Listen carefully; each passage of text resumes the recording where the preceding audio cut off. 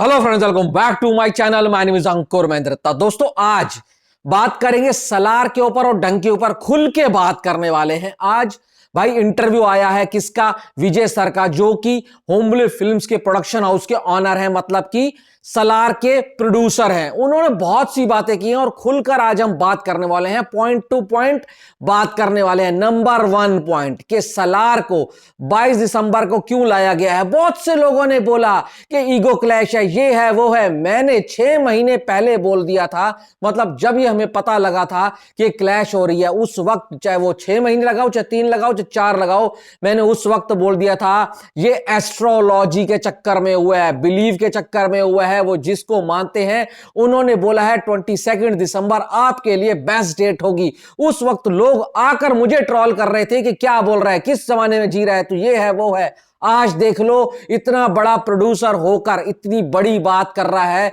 तो इसका मतलब क्या होता है? इसका मतलब ये होता है, आप जिस भी चीज को मानते हैं, अगर आपका उसके ऊपर बिलीव है तो आपको दिल खोलकर उसको सामने से बोलना चाहिए। इसलिए मैं उनको हेड्स ऑफ करूंगा कि भाई साहब, आजकल के जमाने में ये ऐसी बात बोल रहे हैं, उनका ट्रोलिंग भी हो सकती थी, पर ये अच्छी बात है, मुझे बहुत अच्छी लगी। और भी ओपनली उन्होंने बात करी। नंबर 2 आते हैं स्क्रीन काउंट के ऊपर। उन्होंने क्या बोला? हम चाहते हैं सलार और डंकी को 50-50% स्क्रीन्स मिले ताकि अगली क्लैश ना हो, और हम ये चाहते हैं कि अगर 100% स्क्रीन मिलती है तो 50-60% ऑक्यूपेंसी भी इनफ होती है। और उन्होंने इसके बाद क्या बोला? अगर 50-50% स्क्रीन मिलती हैं तो हम टारगेट करेंगे 90-100% ऑक्यूपेंसी। ये बात आज से 1 हफ्ता पहले मैंने बोली थी, जब एनिमल की हम बात कर रहे थे कि भाई स्क्रीन काउंट मैटर करता है, पर इतना मैटर नहीं करता। अगर आपके कंटेंट में दम हुआ, अगर आपका कंटेंट जबरदस्त है, तो आपकी स्क्रीन काउंट कम भी हो, ऑक्यूपेंसी फिल्म को चलाती है। एनिमल ये प्रूफ कर चुकी है, गदर 2 ये प्रूफ कर चुकी है। भाई कैपेसिटी इशू हुआ था, स्क्रीन कम थी, उसके बावजूद क्लैश में आकर फिल्मों ने कितना धमाकेदार बिजनेस किया है। तो इसलिए कहता हूं, वीडियो को समझा करो, फालतू बोलने से पहले कुछ सोचा करो कि तुम क्या बोल रहे हो। आज देख लो, सारी बातें उनके साथ मिल रही हैं। उसके बाद वो कहते हैं कि भाई साहब, हम कभी क्लैश चाहते नहीं थे, हम तो यही चाहते थे अलग अलग आए, पर सर्कमस्टांसिस ऐसे बन गए कि हमें आना पड़ा। फिर अब बात हुई, भाई साहब रिपोर्टर ने पूछा कि ये क्या है जो चल रहा है उग्रम का रीमेक। उन्होंने बोला कोई उग्रम का रीमेक नहीं है, हर डायरेक्टर का एक स्टाइल होता है, और प्रशांत नील ने उसी स्टाइल में सलार को प्रेजेंट करने की कोशिश की है। और साथ साथ ये भी बोला कि कुछ लोग जो नेगेटिविटी कर रहे हैं, ट्रेलर के सेकंड हाफ में प्रभास आते हैं, तो इसका मतलब ये नहीं है फिल्म में भी वो सेकंड हाफ में आएंगे। नहीं, फिल्म में वो आएंगे और अपने वक्त के ऊपर आएंगे, और वो पहले बताना चाहते हैं कि सलार क्या है, सलार की दुनिया क्या है। उन्होंने भाई साहब स्टोरी को स्टैब्लिश किया, और यही बात मैंने ट्रेलर रिव्यू में करी थी कि वो स्टोरी स्टैब्लिश कर रहे हैं। डायरेक्टर का स्टाइल है, वो अपने तरीके से दिखाना चाह रहा है कि क्या उसने लिखा है और क्या पेपर पे उतारा है और क्या कैमरे में दिखा रहा है। वही मैंने बोला था।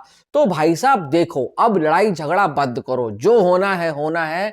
एंड में कौन जीतेगा? एंड में जीतेगी भाई साहब फिल्म, एंड में जीतेगी सिनेमा, और एंड में वो जीतेगा जिसके कंटेंट में दम हुआ। कितनी भी स्क्रीन लेकर चले जाओ, जिसके पास स्टोरी अच्छी होगी, जिसके पास स्क्रीन प्ले अच्छा होगा, जो पब्लिक से heart to heart emotionally connect करेगी, वो फिल्म आगे निकल कर जाएगी, उसको कोई नहीं रोक सकता। पर यह बात है, अगर 50-50 स्क्रीन मिलती हैं तो दोनों की जो ओपनिंग है वो थोड़ी सी लो जाने वाली है, क्योंकि भाई 50-50 स्क्रीन डिवाइड होंगी तो डे 1 डे 2 मतलब पहला वीकेंड तो चलेगा भाई साहब फैंस के ऊपर।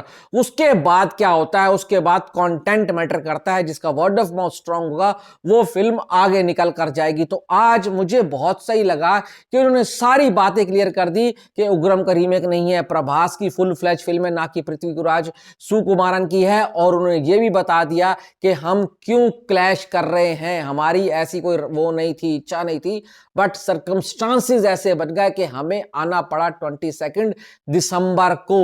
वो बातें जो उन्होंने की हैं, हर कोई नहीं करता। इससे पहले प्रशांत नील ने बोला था कि भाई साहब देखो, इसमें केजीएफ से कोई लिंक नहीं है। वो चाहते तो उस जो अफवाहें फैली हुई थी, स्पेकुलेशंस चल रहे थे ना, केजीएफ केजीएफ केजीएफ, उसके चक्कर में कम से कम ओपनिंग तो तकड़ी ले सकते थे, बट उन्होंने सामने से आकर मना कर दिया। Salaar is a different film and KGF is also a different film, उनमें कोई भी लिंकेज नहीं है।